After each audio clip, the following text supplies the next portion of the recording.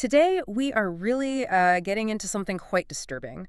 It's SCP-010, often called the Collars of Control, a weird mix of, like, old-school engineering and almost unbelievable power. Yeah, the files on this one are something else. So our mission today, take these reports, the tech specs, the pretty dark history, the confusing engineering attempts, and pull out the key stuff for you. We want to understand what it does, obviously, but also why it works the way it does. And what that history tells us about maybe who made it or why. Exactly. Okay, basics first. Official classification is object class, safe. Which sounds completely wrong when you hear what it can do. Right, but the logic is, well, it's predictable. It doesn't do anything on its own. It's just there. It's a physical kit. You've got 6 collars. They look identical, 01, 02 through 7, cast iron, Heavy-duty looking things. and then 1 remote control unit, 0101-1, big black box. And containment reflects that predictability, but also the danger, right? Yeah. Got 19 locked boxes, very restricted access. Absolutely. They treat it incredibly carefully. And when you look inside the collars, well, that cast iron exterior is deceptive. Ah, so it's not just metal. Not at all. Packed with tiny, intricate electronic components. Sophisticated stuff visually. Okay, so heavy outside, complex inside. What about power? You see this old-looking collar, you think, I don't know, clockwork. Yeah, you might. Ah. But no, it's electrical. And the power source is another one of those weird details. Oh, so. Tiny rechargeable batteries, like 5 millimeters across, 2 millimeters thick, really small. Okay. But they put out 100 volts. Wow, okay. That much power from something so small, that's unusual in itself. Definitely signals something advanced is going on with the power storage. Yeah. At the very least, even if the outside looks like it's from, the 1940s. And speaking of old tech looking intimidating, the remote, 01001. Oh, yeah. That thing is something else. It's described as this heavy black box, kind of like an old ham radio transmitter, maybe. With a screen. A primitive one. Yeah. Blue and white cathode ray screen. The old fuzzy kind. Right. And the controls. That's the intimidating part. Over 100 buttons. 100. Yeah. And get this. They're unlabeled. Oh, lovely. User-friendly. Not even slightly. Plus a big manual frequency tuner dial.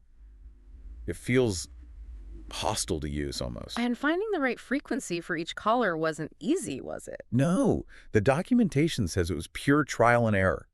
Hours and hours just fiddling with the tuner until they found the 6 specific frequencies. So definitely not designed for just anyone to pick up and use. It implies a dedicated operator who knew the system. Exactly. Proprietary, complex, requires real effort. Okay, so that's the hardware. Strange mix. Let's jump into the really disturbing part, the function. What happens when you put one of these collars on someone? Well, there are 3 main capabilities listed. And the first 2 are bad enough. Go on. First, you get total control over their voluntary movements. Every muscle. Like a puppet. A very precise remote control puppet, yeah.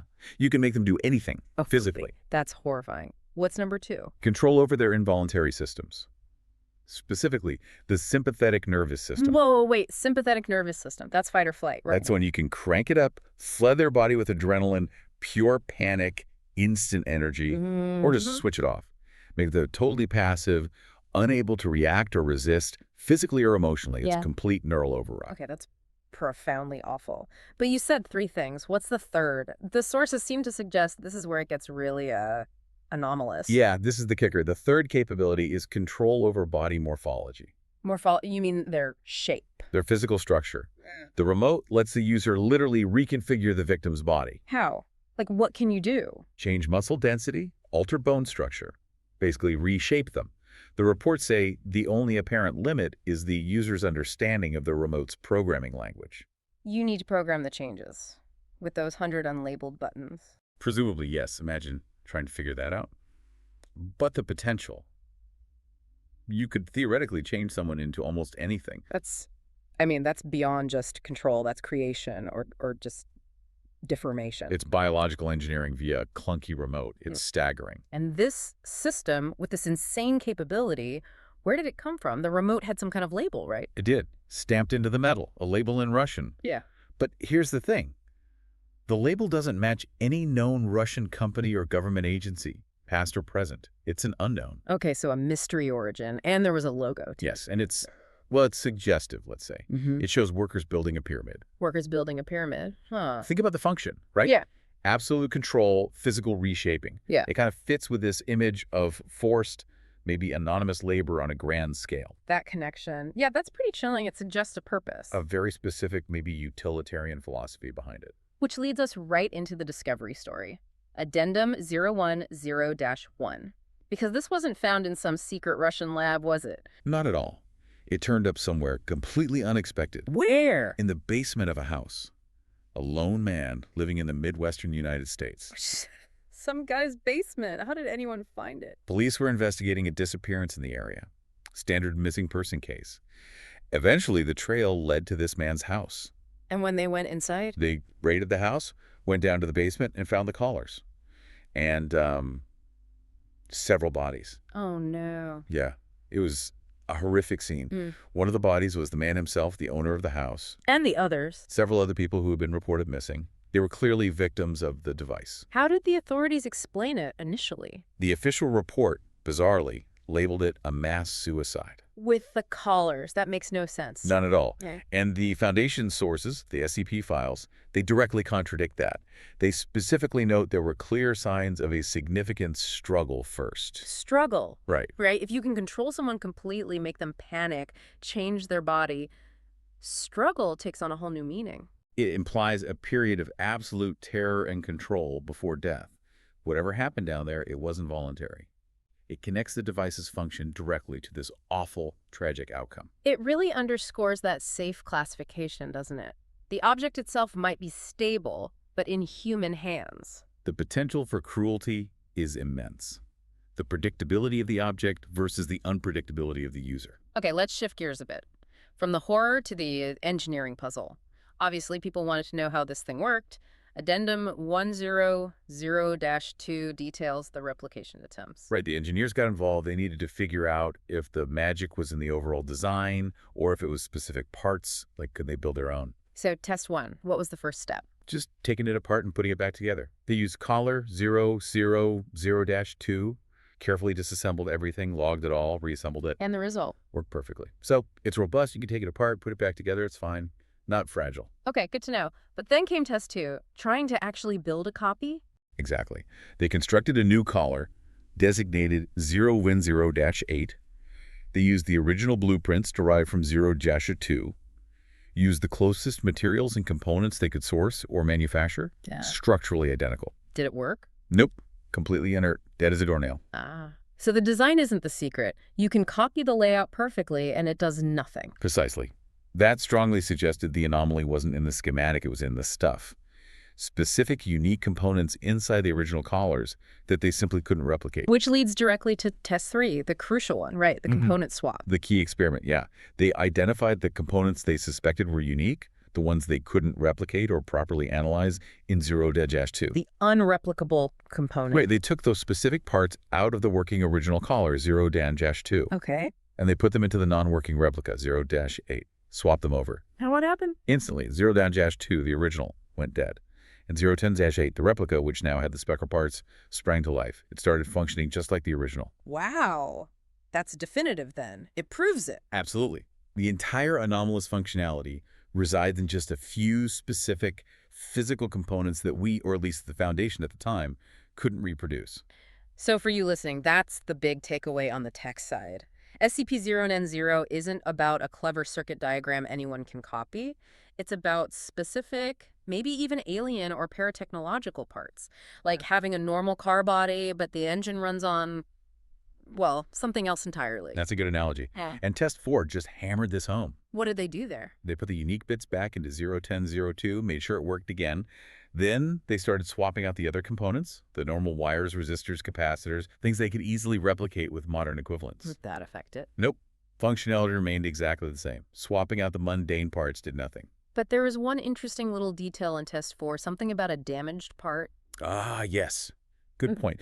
One of the replicable components in the original collar, a transistor, was actually slightly damaged or degraded. When they replaced that one faulty but otherwise normal transistor with a brand new, perfectly functioning modern equivalent, the collar's performance actually improved. Improved how? The time lag between sending a command from the remote and the collar executing the action. The transmission to effect time decreased by 12%. So it got faster, more responsive just by replacing a standard damaged part. Yeah, which implies that the device, as found, might not even have been working at its absolute peak efficiency. Yeah. Its true potential might be even quicker, even more responsive. Okay, so summarizing this tech part. It relies on mystery components, but the surrounding tech is kind of standard, even a bit degraded. It's a paradox. A deep technological puzzle, for sure. So we've got this bizarre device, controls movement, controls nerves, reshapes bodies, relies on secret parts, found after a tragedy. What did the Foundation figure out it was actually good for? You'd think with body morphing, the applications would be endless, right? You would think. Yeah. Espionage, infiltration, maybe even medical uses if you could control it finely enough. Right, but that's not what the final addendum suggests, is it? Addendum 010-3, the note from Dr. Erd. No, it's almost anticlimactic in a really disturbing way. After all the testing, observing its potential. What was the conclusion? Dr. Ernan noted that SCP-010 has been shown to be most effective, most practical for creating, and this is a direct quote, unskilled labor. Unskilled labor. Wait, you have a device that can literally reshape a human being, control their every twitch, override their fear, and the best use for it is making people do basic manual work. That's what the observation concludes. Yeah. More effective for that than any other complex task they tried to get it to facilitate. That seems like using a nuclear reactor to boil a kettle. It's such a mismatch. It's a massive disconnect, isn't it? But then think back to that logo. The workers building the pyramid. If the most efficient use is creating mindless, physically capable, possibly reshaped workers for basic tasks, suddenly that logo seems less like a random symbol and more like a mission statement. Oh, right. It implies the intended purpose wasn't surgical precision or complex operations. It was mass labor. Brute force construction or production, maybe. Unquestioning obedience, physical modification for endurance, or specific, simple tasks. It reframes the whole thing. Maybe it wasn't underused for unskilled labor. Maybe that was precisely what its designers optimized it for. Utilitarian servitude taken to an absolute extreme, using godlike power for the most mundane, grinding purpose. That seems to be the unsettling implication. The complexity is all in service of enforcing the simplest, most basic form of control and output. Wow, okay. That is a lot to take in. So let's quickly recap for everyone. SCP-010 looks like 6 heavy cast iron collars and an old, complex remote. Inside, sophisticated electronics powered by unusually potent small batteries. Functionally, they offer total control over movement and the nervous system. And the truly bizarre part, the ability to reshape the victim's body, limited only by the user's programming skill. Discovered in a basement in the U.S. after a tragedy involving multiple deaths, contradicting the initial mass suicide reports. And the tech secret isn't the design. It's a few specific, unreplicable components. Swapping them transfers the entire effect. Replacing normal parts might even improve performance slightly. And despite its incredible potential for complex tasks, its most effective documented use is simply creating unskilled labor. Which brings us to that final thought, that question to leave you with. Given this almost unbelievable power to control and reshape the human form, yet its most practical application is for simple, repetitive work. What does that really tell us about who made it and why?